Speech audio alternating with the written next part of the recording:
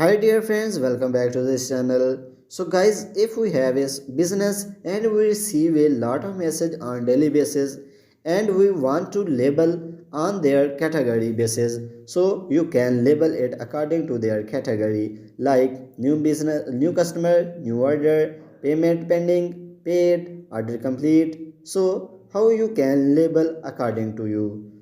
So open your WhatsApp and you will see three dot on top right, click on it and then click on label. So if I want to label this person, then click on label